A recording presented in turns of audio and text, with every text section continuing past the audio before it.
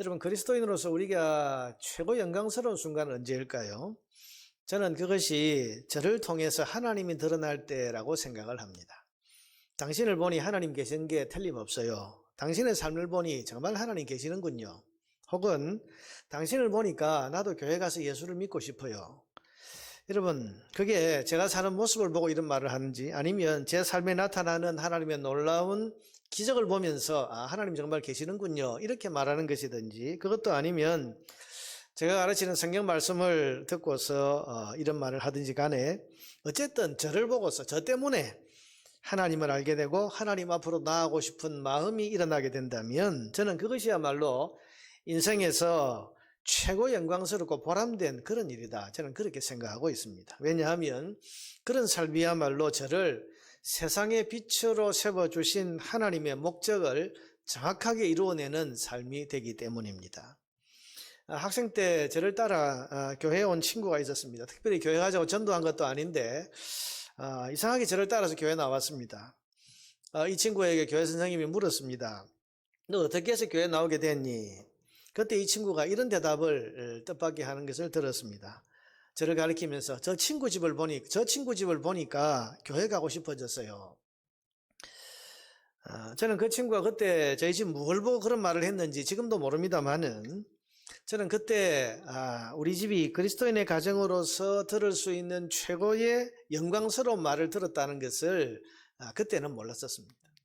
그럼 그렇지 않습니까? 예수 믿는 가정이 있는데 그 집을 보니까 교회 가고 싶은 생각이 들더라.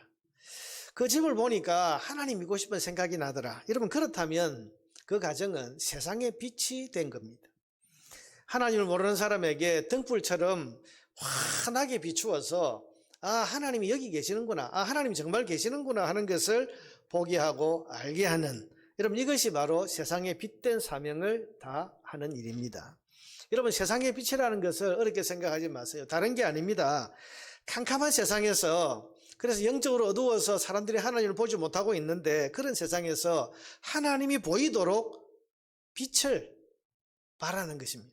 내 빛을 비추어서 하나님과 하나님의 진리가 잘 보이도록 살아가는 삶이 있다면, 여러분, 이것이 바로 세상의 빛이 되는 삶인 것입니다. 마태복음 5장 14절에서 16절에서 예수님이 그 말씀하셨죠. 너희는 세상의 빛이라.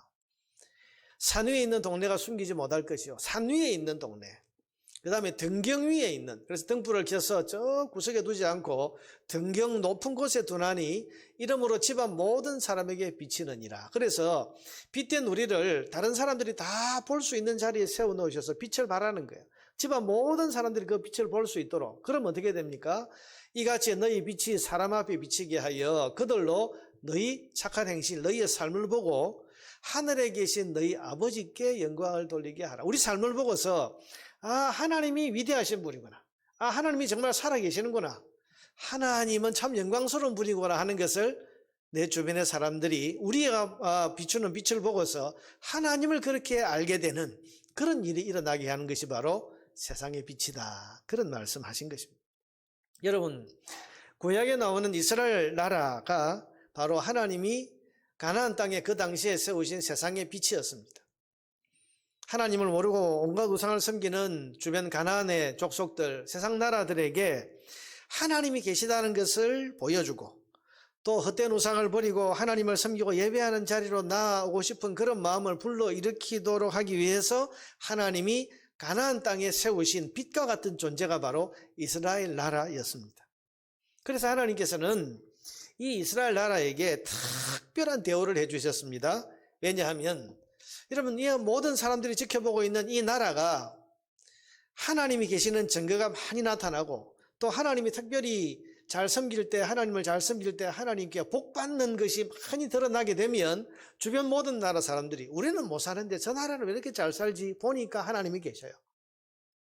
우리는 이렇게 노력해도 참 이렇게 어려운데 저 나라는 왜 저렇게 특별한 은혜와 기적이 많이 나타나지?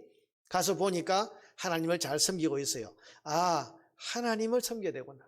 이렇게 하기 위해서 빛과 같은 존재로 가나안 땅에 이스라엘 백성을 세우시고 특별한 은혜를 많이 베풀어 주셨다는 것입니다. 신명기 4장 32절 이하에 보면 하나님이 그 말씀을 하십니다.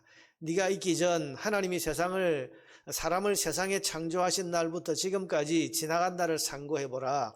하늘 이 끝에서 저 끝까지 이런 큰일이 있었느냐? 이런 일을 들은 적이 있는, 이런 일이란 것은 애굽에서 하나님이 행하신 큰 일들을 말합니다. 어떤 국민이 불 가운데서 말씀하시는 하나님의 음성을 너처럼 듣고 생존하였느냐? 어떤 신이 와서 시험과 이적과 기사와 전쟁과 강한 손과 편팔과 크게 두려운 일로 한 민족을 다른 민족에게서 인도하여낸 일이 있느냐? 이는 다 너희 하나님 여호와께서 애굽에서 너희를 위하여 너희 목전에서 행하신 일이라. 세상 어느 민족이, 여러분, 하나님께서 애굽에서 이 이스라엘을 꺼내기 위해서 10가지 재앙, 10가지 놀라운 기적을 베푸셨는데, 여러분, 이런 일을 경험한 민족이 어디 있냐? 너희같이 특별한 백성. 여러분, 이 신명기는 광야 40년 생활을 끝내고 난 뒤에 이제 모세가 한 설교인데요. 광야 40년 동안 홍해가 갈라지는 역사. 이런 나라가 어디 있습니까? 여러분, 하늘에서 만나와 메추라기가 나와서 40년 동안 먹고 사는 나라, 이런 특별한 기적의 은총을 체험한 나라가 어디 있습니까? 낮에는 구름기둥, 밤에는 불기둥, 여러분 늘 보호해주는, 그래서 반석을 치면 물이 나오고, 이런 기적을 40년 동안 경험한 특별한 민족이 어디 있냐 말이죠. 그 이야기를 하고 있는 거죠. 여러분, 이런 민족이 없는 겁니다. 하나님께서는 이 이스라엘이 세상의 빛으로서 하나님을 보여주는 그런 나라가 되라고 특별한 은혜, 특별한 기적을 이렇게 베풀어 주신 것입니다. 그래서 이스라엘이 가는 곳은 가는 곳마다 놀라운 기적이 나타납니다. 놀라운 능력이 항상 나타납니다. 남들이 상상할 수도 없는 특별한 은혜가 계속해서 나타났습니다. 왜? 사람들이 이 이스라엘에게서 빛을 보고서 하나님을 알고 하나님을 보고 하나님을 섬기도록 하기 원하셨기 때문입니다. 여러분, 실제로 이 빛을 보고 한 번도 하나님을 본 적이 없지만 스스로 하나님 앞에 나와서 하나님을 믿겠다고 결심한 사람이 있습니다. 바로 여호수아서에 나오는 기생 라합, 여리고의 기생 라합입니다. 라합의 말을 한번 들어보세요. 여호수아 2장 8절 이하에 보면 라합이 지붕에 올라가서 그들 정탐꾼들에게 말합니다. 말하되 여호와께서 이 땅을 너희에게 주신 줄을 내가 아노라. 여러분, 여리고에 사는 이 기생 여자가 이걸 어떻게 합니까? 계속 들어보세요. 우리가 너희를 심히 두려워하고 이 땅 주민들이 다 너희 앞에서 간담이 녹나니, 이는, 그 이유는 여기서부터 나옵니다. 너희가 애굽에서 나올 때에 여호와께서 너희 앞에서 홍해물을 마르게 하신 일과 너희가 요단 저쪽에 있는 아모리 사람의 두 왕 시혼과 옥에게 행한 일, 곧 그들을 전멸시킨 일. 여러분, 시혼이란 왕과 옥이란 왕이 있는데 이 두 나라의 왕국을 이 노예 생활하다가 이제 해방되어 나온 이 히브리 민족이 완전히 멸망시킨 이 놀라운 일을 들은 거지. 우리가 들었음이니라. 우리가 듣자 곧 마음이 녹았고 너희로 말미암아 사람이 정신을 잃었나니 너희 하나님 여호와는 위로는 하늘에서도 아래로는 땅에서도 하나님이시니라. 여러분, 기생 라합이요, 한 번도 예배 드려본 적도 없고 하나님 말씀을 배워본 적도 없는데 너희가 섬기는 그 하나님이 하늘 위에서도 하나님이시고 이 땅에서도 하나님이시다, 상천하지에 하나님이시다, 이런 신앙 고백을 할 수 있게 된 이유가 뭐라고요? 이스라엘에게 하나님이 행하신 모든 일을 들었기 때문이고 그 소문을 또한 듣고 보았기 때문. 여러분, 이스라엘을 보니까 하나님이 보이더란 말이에요. 하나님을 보여주는 빛, 등불 같은 존재가 이스라엘이다, 그런 말입니다. 여러분, 이런 존재, 이런 역할, 이제는 가나안 땅에 와서 가나안 주변에 있는 많은 민족들에게 이것을 보여주라, 이런 목적으로 하나님께서는 이스라엘을 애굽에서 가나안 땅으로 데려와서 그 지역에서 그야말로 세상의 빛으로 거기에 두셨습니다. 그런데 그렇게 가나안 땅에 들어온 이후로 우리가 성경을 통해서 알듯이 이스라엘은 가나안에 들어온 직후에 하나님을 떠납니다. 우상을 드려옵니다. 하나님의 율법을 따르지 않습니다. 온갖 죄와 악을 행합니다. 여러분, 그게 바로 여호수아서 뒤에 나오는 사사시대입니다. 여러분, 사사시대가 어떤가를 말해주는 그런 구절이 있습니다. 사사기 2장 11절 이하에 나와 있는데, 이스라엘 자손이 여호와의 목전에 악을, 여러분, 가나안 땅에 들어간 뒤의 이야기입니다. 하나님 보시기에 악을 행했다, 바알을 섬겼다. 애굽 땅에서 그들을 인도하여 내신 그들의 조상의 하나님 여호와를 버리고 다른 신들 곧 그들의 주위에 있는 백성의 신들을 따라 그들에게 절하며 여호와를 진노하시게 하였다. 곧 그들이 여호와를 버리고 바알과 아스다롯을 섬겼으므로 여호와께서 이스라엘에게 진노하사. 여러분, 거기서 하나님 잘 섬기고 하나님 보여주라고 했는데 하나님은 다 버려버리고 우상을 섬기는 거예요. 악을 행하는 거예요. 하나님이 이런 이스라엘에 대해서 진노하셔서 어떻게 하십니까? 능력을 거두어 가버리십니다. 노략하는 자의 손에 넘겨주사 그들이 노략을 당하게 하시며 또 주위에 있는 모든 대적의 손에 팔아 넘기심에 그들이 다시는 대적을 당하지 못하였으며 그들이 어디로 가든지 여호와의 손이 그들에게 재앙을 내리시니 곧 여호와께서 말씀하신 것과 같고 여호와께서 그들에게 맹세하신 것과 같아서 그들의 괴로움이 심하였더라. 여러분, 빛이 되라고 가나안 땅에 세워놓으셨는데 하나님을 섬기지도 않습니다. 악을 행하고 있습니다. 어떻게 하나님 보여주겠습니까? 이스라엘 어디를 쳐다봐도 하나님을 볼 수가 없는 거죠. 보이지 않는 거죠. 우상만 보이는 거죠. 죄만 보이는 거죠. 이런 나라에 하나님께서 어떻게 은혜를 베푸시겠습니까? 여러분, 빛이라는 것은 그 등불이 밝혀지기 위해서는 기름이 계속 공급이 돼야 되는데 여러분, 기름이 공급되지 않으면 그 빛이 더 이상 밝아질 수 있겠습니까? 하나님의 은혜가 중단되는 거죠. 하나님께서 이런 이스라엘을 세상의 빛으로 쓰시겠습니까? 기름을 공급하면 공급할수록 더 악한 빛을 내는데 하나님이 아니라 더 우상을 보이게 하고 더 죄와 악을 더 보이게 하는데 하나님이 그 나라에 이런 민족에게 은혜를, 능력을, 기적을 베풀어 주실 이유가 없는 겁니다. 그 결과 이스라엘은 사사시대에 약해질 대로 약해집니다. 무기력해집니다. 비참해집니다. 사방의 온갖 적들로부터 항상 돌아가면서 약탈을 당합니다. 짓밟힘을 당합니다. 괴로움을 당하고 있습니다. 그게 사사시대, 사사기 역사입니다. 당연하죠. 하나님이 함께 하시지 않고 하나님이 특별한 은혜와 기적 같은 능력을 더 이상 공급해 주지 않으니 하나님이 안 계신 이스라엘 무슨 힘이 있겠습니까? 공급하시는 은혜가 끊어진 이스라엘 아무것도 아닌 겁니다.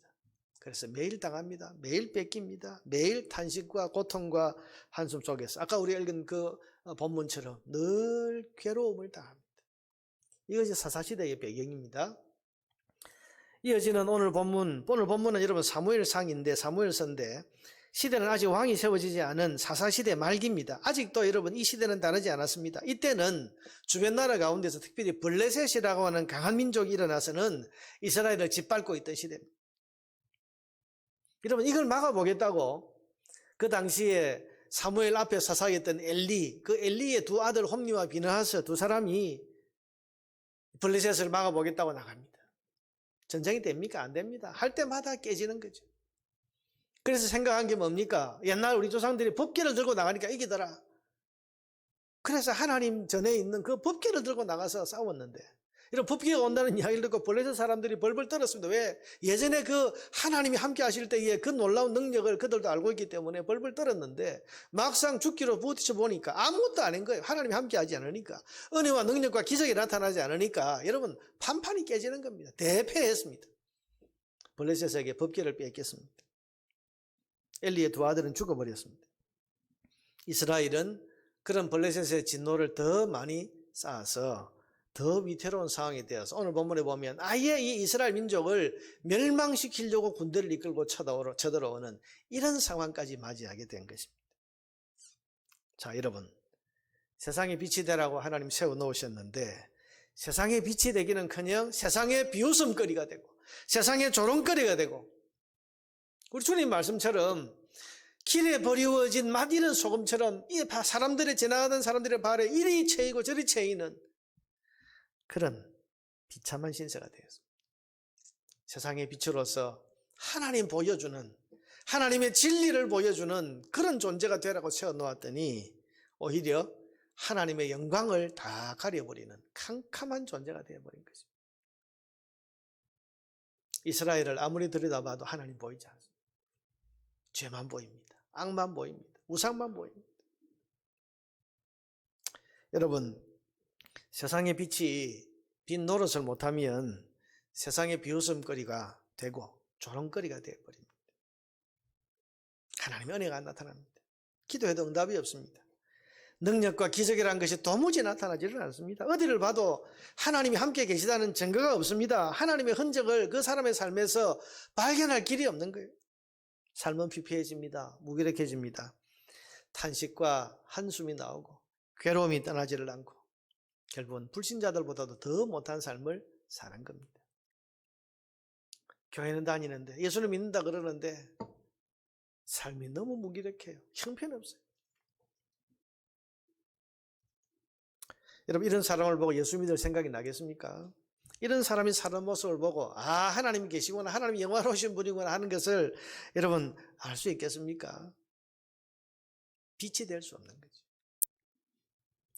자, 그런데 여러분, 오늘 본문에서 이제 사사가 된 사무엘, 지도자가 된 사무엘은 오늘 본문에서 말하기를 온 백성에게 미스바로 모이라. 5절 말씀 보니까 온 이스라엘은 미스바로 모이라고 말합니다. 무엇 때문에 모이라는 겁니까? 회복하기 위해서입니다. 이스라엘이 다시 세상의 빛이 되도록 잃어버린 하나님의 은혜, 잃어버린 하나님의 능력, 잃어버린 기적이 상식처럼 일어났던 과거의 빛된 삶을 다시 회복하기 위해서 미스바로 모이라, 그렇게 지금 외치고 있는 겁니다. 사랑하는 성도 여러분, 오늘 이 미스바의 모임은 이스라엘이 다시 세상의 빛이 되기 위해 일어난 회복운동입니다. 다시 하나님의 은혜를 회복하자, 다시 우리와 함께 하시던 하나님의 능력과 기적을 다시 회복하자고 해서 모인 운동입니다. 그래서 하나님이 우리와 함께 계시다는 것을 이제는 세상에 보여주자. 하나님이 이스라엘 저 사람들과 과연 계시는구나, 저 이스라엘 중에 계시는 하나님은 영화로우신 분이구나 하는 것을 세상에 똑똑히 보여주어서 이스라엘이 다시 세상의 빛이 되기 위한 회복운동으로 일어난 것이 오늘 이 미스바 회복운동인 것입니다. 여러분, 이 회복운동의 결과가 어떻게 나타납니까? 하나님의 응답이 나타났습니다. 여러분, 9절 말씀 보니까 여호와께 부르짖음에 여호와께서 응답하셨더라. 지금까지는 하나님이 그들의 기도에 아무 응답을 안 하셨습니다. 반응하실 이유가 없는 거죠. 우상 섬기고 빛이 되지 못하고 죄와 악을 행하고 하나님 율법에서 떠나 있는 이 이스라엘, 그들이 기도한다고 해서 하나님께서 왜 응답하시겠습니까? 그런데 이 미스바 회복운동의 결과로 즉시 나타난 것이 기도의 응답입니다. 이것이 회복의 시작이 됐습니다. 그리고는 하나님의 은혜로운 개입과 기적이 일어났습니다. 10절 말씀, 사무엘이 번제를 드릴 때에 블레셋 사람이 이스라엘과 싸우려고 가까이 오매 그날에 여호와께서, 여러분 여호와께서, 여기에 좀 동그라미 치면 좋겠어요. 여호와께서, 하나님이 개입하신단 말이에요. 블레셋이 쳐들어오는데 하나님이 개입하십니다. 어떻게? 블레셋 사람에게 큰 우레를 바라여 그들을 어지럽게 하시니 그들이 이스라엘 앞에 패한지라. 그리고는 이스라엘이 승리하는 능력이 나타납니다. 11절 말씀, 이스라엘 사람들이 미스바에서 나가서 블레셋 사람들을 추격하여 벳갈 아래에 이르기까지 쳤더라. 그리고 이제 하나님이 다시 우리와 함께 계시다고 하는 그런 증거의 탑을 사무엘이 쌓습니다. 그게 12절의 에벤에셀입니다. 사무엘이 돌을 취하여 미스바와 센 사이에 세워 이르되 여호와께서 여기까지 우리를 도우셨다 하고 그 이름을 에벤에셀이라 하니라. 하나님이 다시 우리와 함께하기 시작하셨다. 하나님이 다시 우리와 함께 하셔서 여기까지 이 적들을 물리치는 이런 도움을 베푸셨다. 이걸 기념하기 위해서 돌무더기, 돌탑을 쌓아서 그 이름을 에벤에셀 붙인 거죠.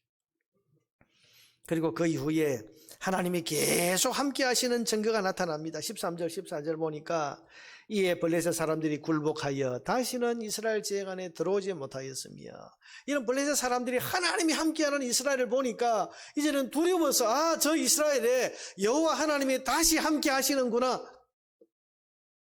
감히 침범할 생각을 못하는 거예요. 여호와의 손이 사무엘이 사는 날 동안에 블레셋 사람들을 막아주시고, 블레셋 사람들이 이스라엘에게서 빼앗았던 성읍이 에그론부터 가드까지 이스라엘에게 회복이 되고, 이스라엘이 그 사방 지역을 블레셋 사람들의 손에서 도로 찾았고, 이랬던 것을 다시 다 찾습니다. 또 이스라엘과 아모리 사람 사이에 평화가 있었더라. 여러분, 빛을 잃었던 이스라엘이 다시 세상의 빛으로 일어서게 된 것입니다. 저 이스라엘은 하나님이 함께 하신다.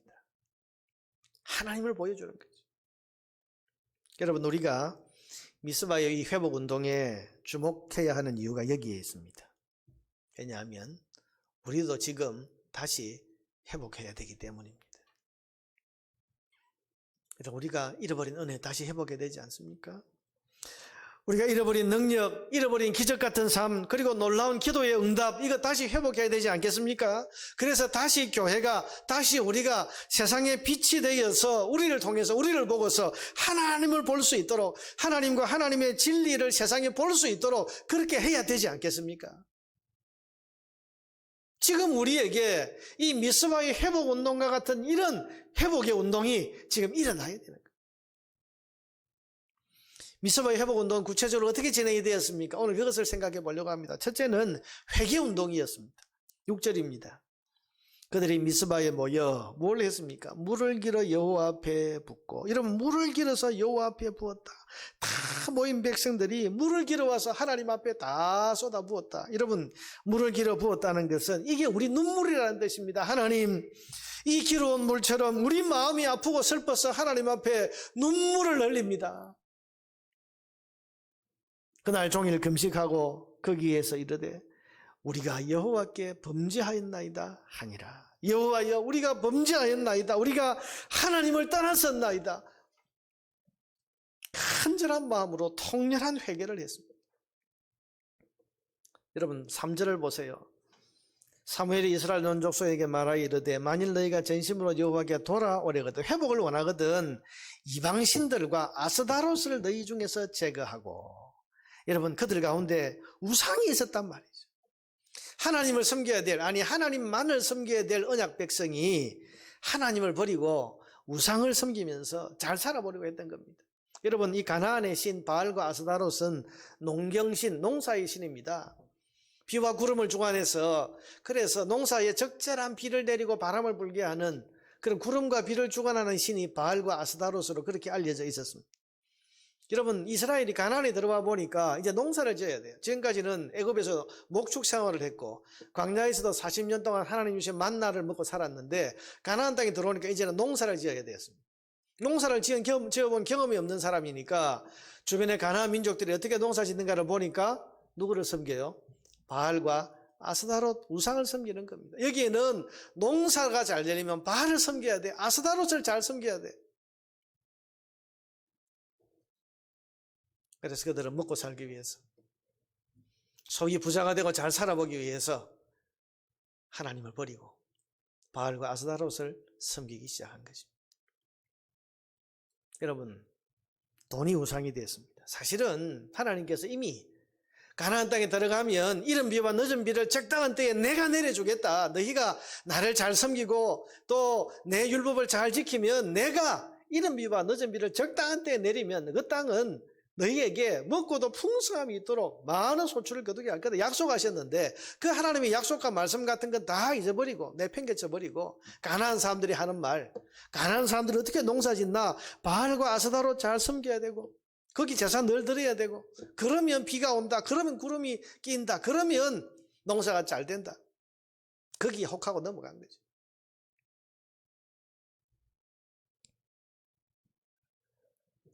여러분, 이런 이스라엘의 기도를 하나님 들어주시겠습니까? 기적이 나타나고 놀라운 능력이 나타나도록 하나님께서 계속 은혜를 베풀어 주시겠습니까? 그렇지 않습니다. 그러니 그렇게 무기력하게 사사시대에 이방인들에게 돌아가면서 짓밟히는 그런 삶을 살았던 겁니다. 맛 잃은 소금, 빛을 잃은 등불처럼. 그런데 여러분, 오늘 이 미스바에서 그 죄를 회개합니다. 눈물을 흘립니다. 하나님, 우리가 하나님께 범죄했습니다. 이 죄를 청산하면서 그들이 우상을 모조리 폐기 처분을 해버립니다. 그랬을 때 우리가 조금 전에 보았던 것처럼 중단되었던 은혜와 기적 같은 능력이 다시 회복이 된 것입니다. 여러분, 회복은 회개로부터 시작합니다. 모든 잃어버렸던 것을 다시 회복하는 것은 우상을 버리고 간절한 마음으로 하나님 떠났던 죄를 회개하는 여기에 있습니다. 여러분, 회개가 그러므로 회복을 가져다 줍니다. 둘째로 미스바 회복 운동은 기도 운동입니다. 5절에 보니까 사무엘이 이르되 온 이스라엘은 미스바로 모이라. 무엇 하려고? 내가 너희를 위하여 여호와께 기도하리라. 여러분, 하나님을 떠났으니 기도도 사라졌습니다. 하나님을 안 믿는데 누가 간절한 마음으로 기도하겠습니까? 여러분, 기도는 우리가 하나님을 얼마나 믿느냐 하는 우리 믿음의 척도입니다. 하나님을 알면 알수록 그 사람은 기도하게 되어 있습니다. 하나님을 믿으면 믿은 만큼 기도는 간절하게 되어 있습니다. 그러나 하나님을 떠나면 기도도 끝납니다. 하나님께로부터 마음이 멀어지면 기도도 부실해지고 건성건성하게 되는 겁니다. 형식적이 되는 거죠. 오늘 내가 얼마나 기도하고 살고 있는지, 어떻게 기도하는지를 보면 하나님을 향한 내 믿음의 정도를 지금 확인할 수가 있어요. 여러분, 지금 여러분의 기도는 간절하십니까? 간절하게 기도합니까? 여러분이 하나님을 믿는 믿음만큼 간절하게 되어 있습니다. 믿지 않으면 간절함이 없어요. 여러분, 기도는 하나님과 우리를 이어주는 연결고리입니다. 하나님의 은혜와 능력이 공급되는 통로가 됩니다. 그러니 기도가 끊어지면 하나님과의 관계도 끊어지고, 기도가 중단되고 기도의 통로가 막혀 있으면 하나님께로부터 공급되는 모든 좋은 은혜들도 다 막히게 됩니다. 그러면 무슨 힘으로 살겠습니까? 무기력해지는 거예요. 지금 여러분이 무기력하게 살고 있다면 기도를 다시 회복해야만 됩니다. 여러분이 공급되었던 과거의 은혜, 과거의 능력, 기적 같았던 성도의 삶이 더 이상 지금 여러분에게 지속되지 않고 있다면 여러분은 지금 기도부터 다시 회복해야 됩니다. 간절히 기도해야 됩니다. 왜냐하면 기도가 회복의 길이기 때문입니다.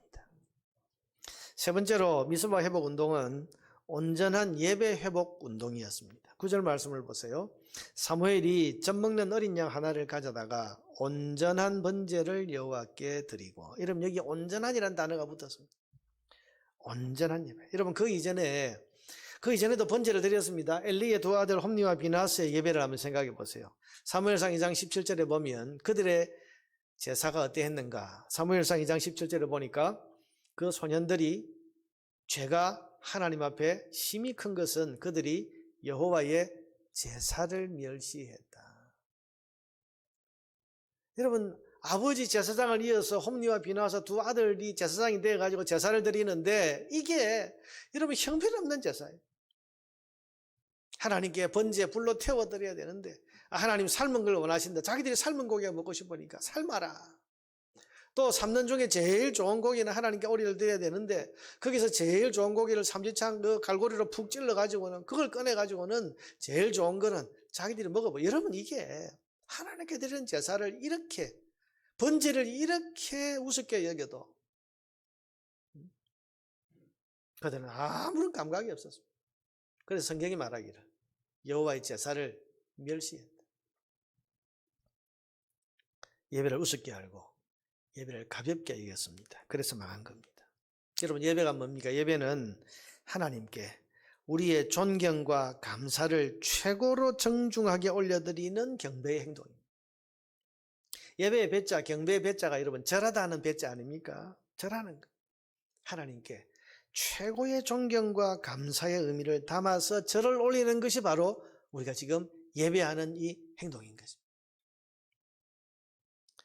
그러니 예배는 정성을 다해서 드려야 됩니다. 건성으로 가볍게 드려서는 안 됩니다. 흔히 어떤 분들은 말하기를 막 부담 없는 예배 없나 그러는데 여러분 아니에요. 그런 예배는 없습니다. 가장 많은 부담감을 가지고 정성을 다해서 예배를 드려야 됩니다.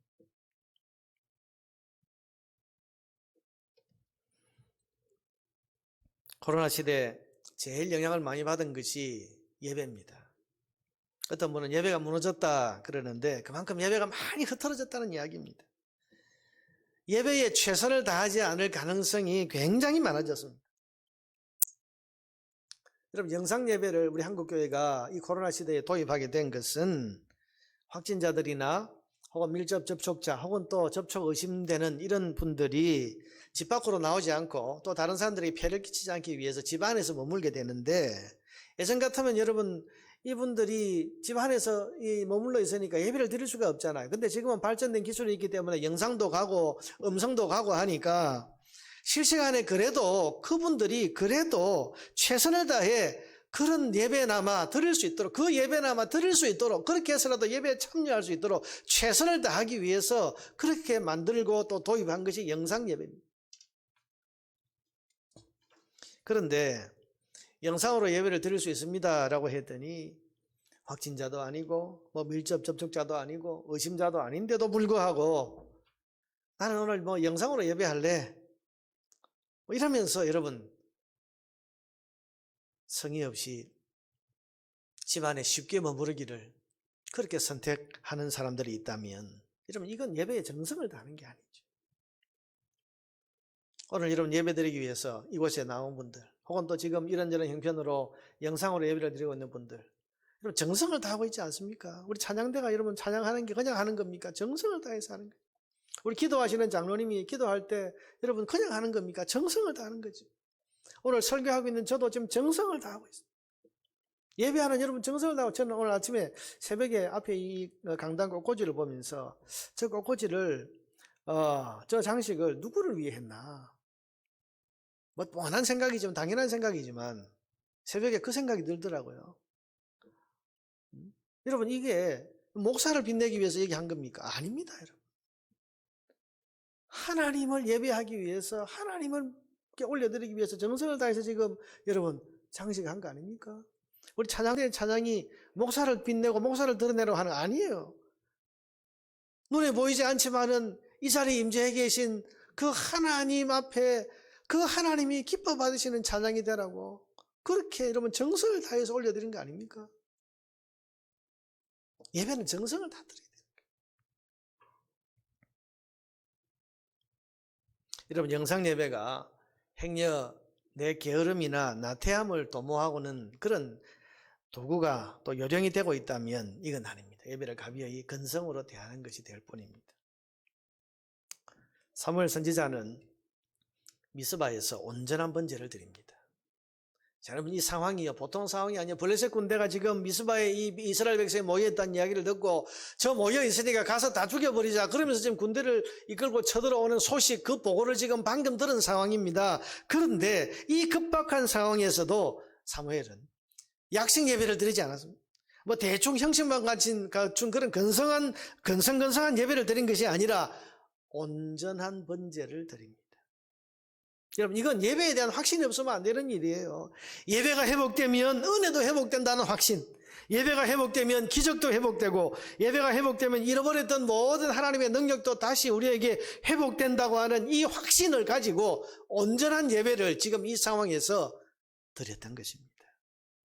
사랑하는 여러분, 온전한 예배가 회복의 답입니다. 나도 모르게 예배에 대한 내 마음이 흐트러졌다면, 나도 모르게 예배에 정성을 다하던 내 중심이 많이 지금 흐트러져 있다면, 여러분 회복하기 위해서는 온전한 예배를 다시 회복해야 됩니다.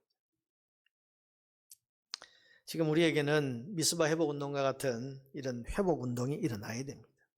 다시 은혜를 회복하고 다시 교회 주신 능력을 회복하고 다시 기적이 상식이 되는 삶을 살아서 교회가 다시 세상의 빛이 되는, 여러분 많은 분들이 이번 70일 특별 새벽기도회가 이런 회복의 기회가 되기를 소망하고 있다고 합니다. 교회가 다시 세상의 빛이 되자고 하는 구호로 새해를 달려가는 이때에 70일 동안 특별히 기도의 자리로 모이자는 이 기도회를 가지는 것은 미스바 회복운동과 같은 회복의 운동을 펼치자는 뜻이 있기 때문입니다.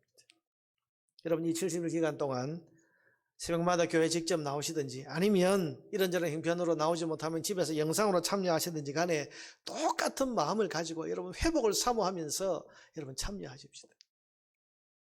어떻게 참여하는가? 먼저 여러분 이 70일 동안 통렬히 회개하십시다. 하나님과 하나님의 말씀을 떠나 살았던 그런 삶을 회개하고 하나님 대신 의지했던 그런 우상들을 정리하면서 여러분 그렇게 회개하십시다. 또한 이 70일 동안 간절하게 하나님만 의지하면서 간절한 마음으로 기도합시다. 하나님 내가 믿습니다. 하나님 회복시켜 주시고 능력을, 은혜를, 기적을, 하나님이 함께 하시는 증거를 내 삶에 다시 회복시켜 주십시오. 간절한 마음으로 기도합시다. 그리고 온전한 예배를 드리는데 최선을 다하십시다. 마음을 다하고 정성을 다해서 예배에 최선을 다해 보십시다. 하나님은 반드시 이런 우리를 회복시켜 주실 것입니다.